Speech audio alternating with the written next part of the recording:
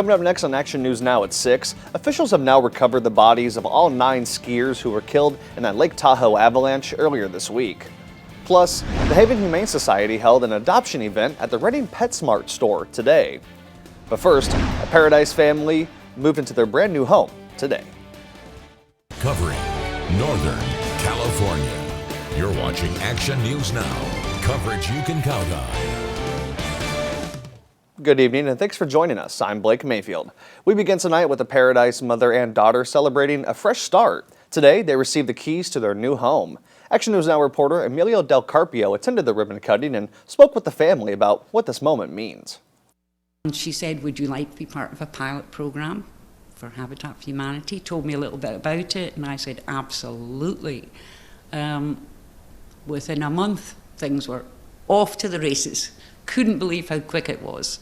And it was a beautiful thing to be a part of, seeing the community, volunteers, coming and building our home for us. It was just beautiful. For Rona and Albany Coyle, this isn't just a house, it's a return.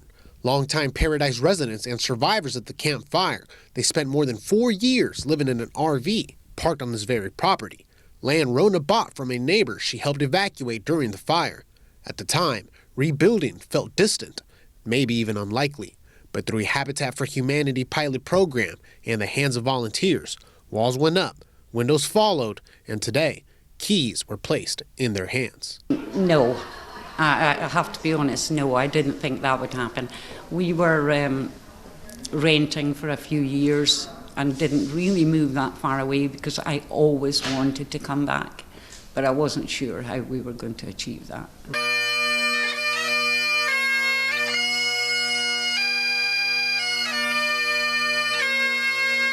This home was built with help from more than just volunteers. A grant from Verizon helped fund the project, money dedicated to disaster recovery and long-term resilience. That support combined with a grant from the Campfire Collaborative's Unmet Needs Roundtable and contributions from the family themselves made construction possible. So it was a partnership that happened over 8 or 9 month process, but the actual construction was just like 4 months, which was pretty incredible. We got it done so quickly because we were working with Christian Public Service, which is a group that's in town here, and also a thriving group that comes to us, and then all of other volunteers in the community.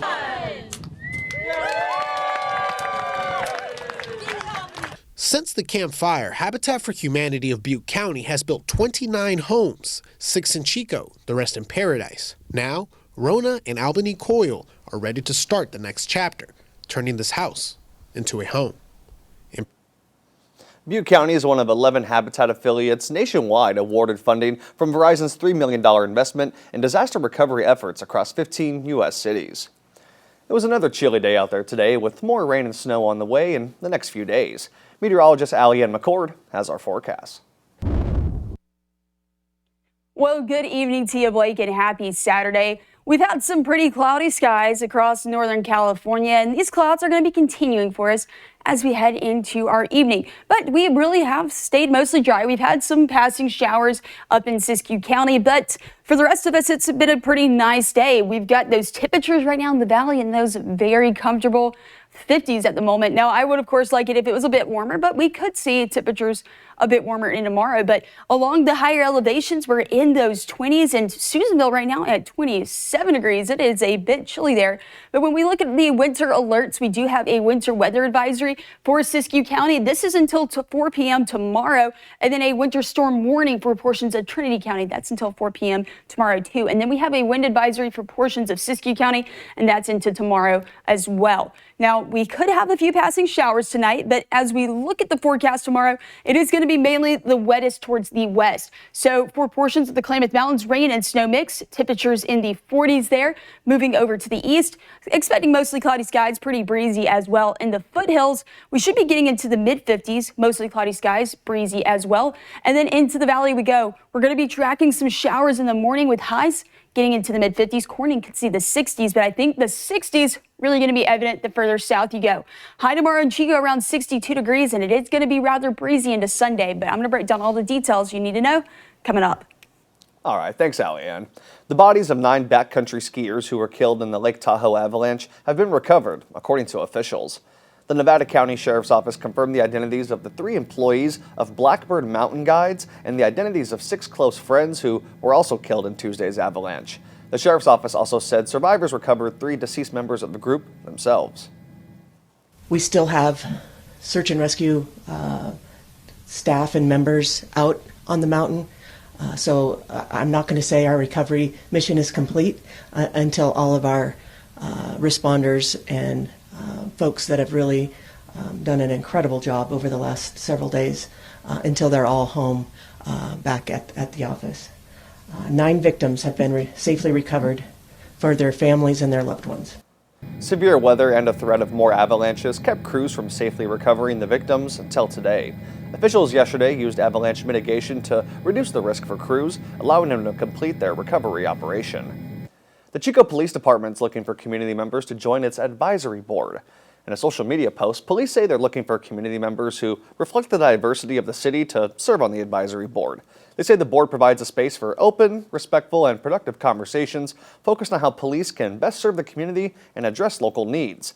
The deadline to apply and become a member is Wednesday, February 25th. If you'd like to apply, we have a link on our website, actionnewsnow.com. Just click News, the news links. The California Highway Patrol Northern Division welcomed some new officers this week. Following the successful completion of the CHP's 26-week intensive academy, officers will now enter field training, gaining valuable experience under the guidance of field training officers. The CHP wishes them all the best as they embark on their careers in the Northern Division. The Haven Humane Society teamed up with the Reading PetSmart store today to help some furry friends find their forever home. Haven Humane team members walked dogs around the store for their Adopt Joy event today. 6 dogs were up for adoption, including a 3-month-old pitty mix puppy named Haiti, 2-year-old pitty mix Rocco, 1-year-old pitty mix pup Arthur, a 9-year-old shepherd mix Diesel, and 9-month-old pitty mix puppy named Oakley. The Chico State women's basketball team came up just short this afternoon, falling 63-62 on the road to Cal State San Bernardino in CCAA conference action. Chico State led 33-32 at halftime before trading momentum throughout the second half, but San Bernardino ended the game on an 8-0 run to edge the Wildcats by 1 point. Both Sydney Peterson and Sadie Slaughter set career highs in points with 15 and 12 each, respectively. The Wildcats return home to Acker Gym for the final 2 games of the season, hosting Cal State San Marcos on Thursday at 5:30 p.m. The Chico State men's baseball team has gone 3-0 so far this weekend in their matchups with the University of Colorado, Colorado Springs. And this photo was taken by Aaron Draper. The Wildcats overcame an early 6-run deficit to win the opener yesterday in extra innings before riding a dominant offensive performance in the nightcap at Nettleton Stadium. Chico State then came out swinging in their matchup today at noon, defeating Colorado Springs by a score of 12-1. With the 3 wins this weekend, the Wildcats have now improved to 9-6 overall on the season. And coming up next on Action News Now, measles cases across the country are continuing to rise after an outbreak at a university. President Trump says he's raising global tariffs again, but under a different authority than the sweeping tariffs that the Supreme Court overruled on Friday. I'm Willie James Inman in Washington with details.